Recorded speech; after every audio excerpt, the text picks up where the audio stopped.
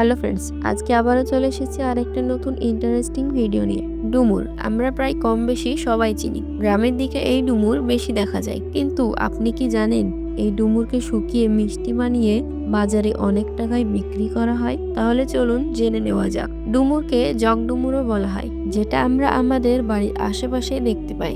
আর একটা ফল যেটা ডুমুরের থেকে সাইজে একটু বড়, এই ফলটা চাষ করা হয় আর এটার দামই অনেক বেশি। এই ফলটি অনেক প্রাচীন একটা ফল।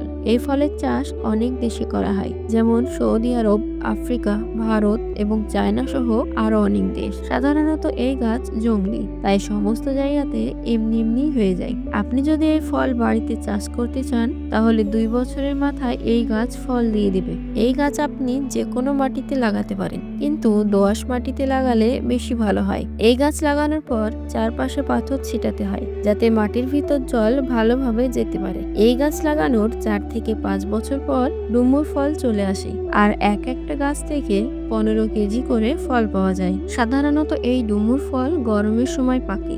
এই ফল পাকলে হলুদ বর্ণের আকার ধারণ করে। ডুমুর ফল প্রতিনিয়ত খাওয়ার ফলে ক্যালসিয়াম, আয়োডিন, ভিটামিন বি ও ভিটামিন সি এর ঘাটতি পূরণ করে। এই ফল নিয়মিত খেলে আপনার গ্যাসের সমস্যা এবং পেটের নানা রকম অসুখ দূর হবে। এই ডুমুর ফলকে শুকিয়ে প্যাকেট করে বিক্রি করা হয়, তবে ডুমুর শুকানোর পদ্ধতি কিন্তু অনেক কঠিন হয়ে থাকে। প্রথমে গাছ থেকে ডুমুর পেড়ে নেওয়া হয়, তারপর এগুলোকে ভাপ দেওয়া হয়। ফলগুলোকে তাড়াতাড়ি শুকানোর জন্য মাছ থেকে কেটে দেওয়া হয়, তারপর এগুলোকে র্যাকের উপর রেখে রোদ্রে শুকোতে দেওয়া হয়।